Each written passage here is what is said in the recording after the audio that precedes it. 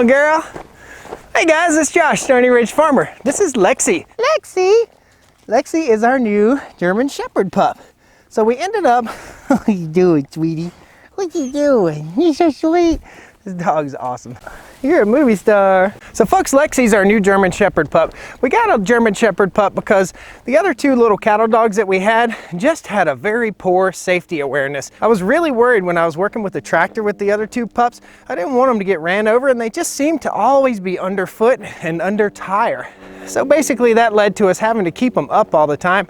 And I don't think a dog should have to be kept up all the time. So we ended up finding a local farmer here that wanted some good dogs. He just lost his sweet little dog, and it was a cattle dog. So we ended up letting him adopt the two cattle dog mixed pups just because they had such a poor safety awareness here on the farm, and I didn't want to see them get hurt, guys. So we got a new German Shepherd. German Shepherd seems to be a great breed for what we're doing here on the farm, and I'm happy with her. She's a cutie. Let's go feed the goats. Folks, if you're new to the vlog, if you're a new subscriber, this is the old Bronco. This is a '69 Ford Bronco. We're gonna start doing some work on it. I got it parked up here in the pasture. Man, look how beautiful it is. This is a new grass that we planted somewhere in the neighborhood of a month and a half ago, maybe. Looking great, beautiful, check it out. Awesome. Let's go up here and check on the goats. We've got the goats all set up in this new poultry netting, okay? This new electrified poultry netting, I'll show you. We're gonna go up here, we feed them once a day, a couple scoops of grain, and we give them some hay bales. Now the hay bales, they stay inside all the time right here. They stay inside with the goats. Well, that's becoming quite a problem. If you see, I'll take you over here and show you real quick. So the problem is that the goats take the hay bale and they spread it all out. So I put this hay bale right here in about, I don't know, 4 days ago, and they've already just made a big mess of it, and this hay bale too. Now that's great for the land, that's awesome for the land, but it's not so awesome for me as a farmer trying to conserve hay and actually feed the animals the amount of hay that they need. So we've got to figure out a better system. We'll probably buy a feeder so we can just set the hay down in a feeder. That way the goats don't waste it all.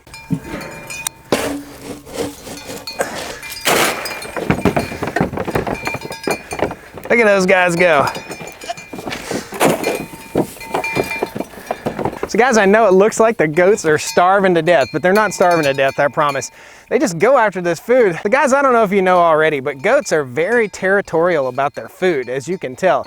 And you can tell who gets ignored and who is pretty much the leader of the pack. Now I think old Billy right here, he's pretty much the leader of the pack. And this old grumpy gray one, where'd she go? Over there. She's a little bit of the leader too. So goats are just violent when it comes to food time. So folks, if you're wondering how we store our food, we use a Rubbermaid trash barrel, and we also have a metal trash barrel. I like the Rubbermaid one a little bit better, but we thought we'd try both and see which one suited us best. I'll give you a little tour here, a little goat talk. So we water the goats in this barrel right here, and we've got 11 goats. This is a 25-gallon water container, and in the fall time, they might go through that over about 4 days. In the summertime, that lasts about 2 days, maybe even only 1 day. So we keep a few water buckets up here already full of water so that we don't have to drive the gator through this field right here. So we try to keep some water stockpiled up here all the time. That way we don't have to drive the gator so much through the field when it's really wet.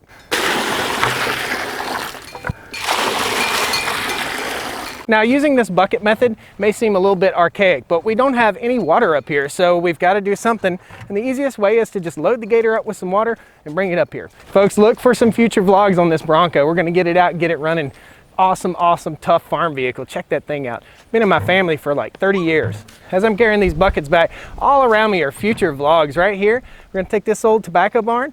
We're gonna build a cool cabin where folks like you can come and stay. So stick around. If you're new to the vlog, this is what it's all about, guys. Enjoying this country lifestyle. Really cool.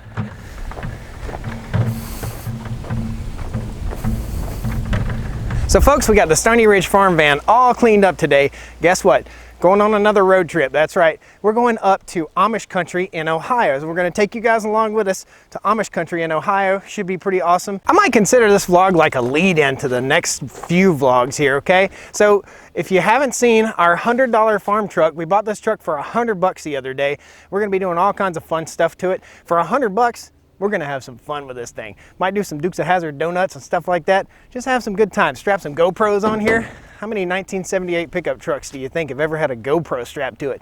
We're gonna have some fun with it, that's for sure. But we gotta make sure that it's reliable, that it's gonna run, that it's not gonna break down. So if we drive it up to go pick up parts and we go use it as like a shop truck or a farm truck, we wanna be able to depend on it to take us 30, 40, 50 miles.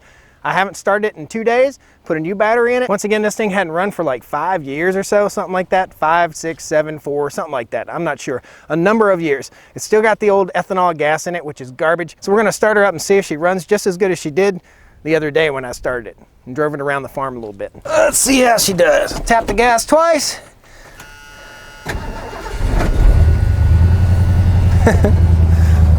No complaining about that, guys. Still running great. I'm gonna let it purr here for a little bit. I'm trying to burn all this old crappy gas out of it, so we're gonna let it sit here and just run for a bit. It needs to run. While this thing's running, we got our new tires for our skid loader, so let's go pop those back on. So I may have told you already about the expense of putting new tires on the skid loader. Man, I thought they would have been about $150, $200 a piece, and we're only $107 a piece. Can't beat that. When I busted that tire, man, I thought I was in for a big one. Thought I was gonna have to get hit really hard in the wallet, but so far so good. We'll slap these tires back on. I'll show you the new ones.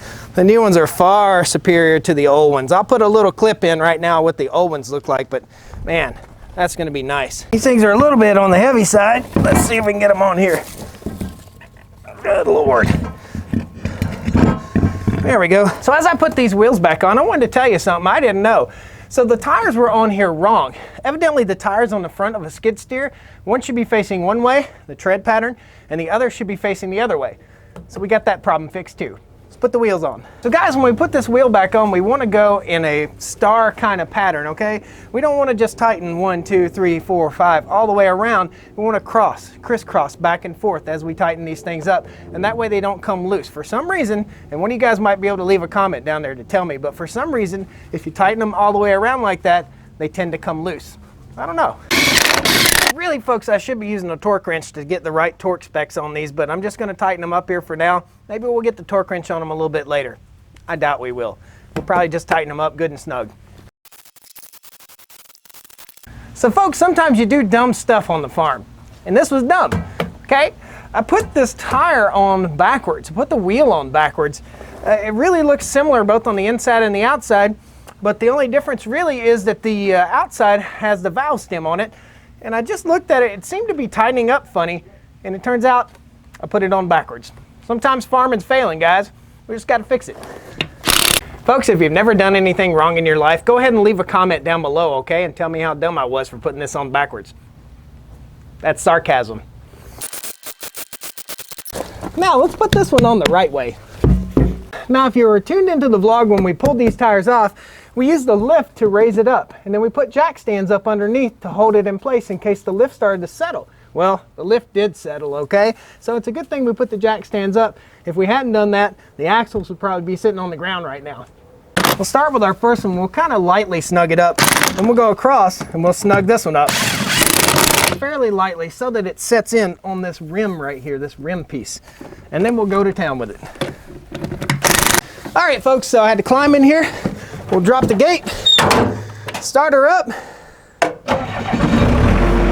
raise it up, like that. Tony, you wanna pull the jack stands? I got my friend Tony here. He's gonna pull the jack stands out. All right, so we got our jack stands out. We'll lower her back down to the ground, shut her down and get out. Just that simple, guys. You don't need a jack when you got a tractor. You can just raise it up and do your thing. Load up. Good boy. Well, guys, thanks a lot for coming and joining us today. Me and Buddy and Lexi having a good old time on the farm here. Not a lot of action going on today, just getting a few things done. Thought we'd take you along with us. Don't forget to click that like button down there. Click the little bell. You'll get to see our Ohio trip. Got a lot of stuff going on. We're gonna be turning a tobacco barn into a cabin. We're gonna be building a farmstead cabin over here, working on the old Bronco, working on the $100 truck here. So we're gonna take the old truck for a little drive, go to the store here, pick up a few things and get ready for our trip. Thanks a lot for joining us, guys. I look forward to talking to you about our trip to Ohio, to the Amish country. We're going to Dover, Ohio. Really cool place. Thanks a lot, guys. Come on back and see me. This is Josh, Stoney Ridge Farmer. Hey, guys. Hey, guys. What are you doing? Proud of who I am.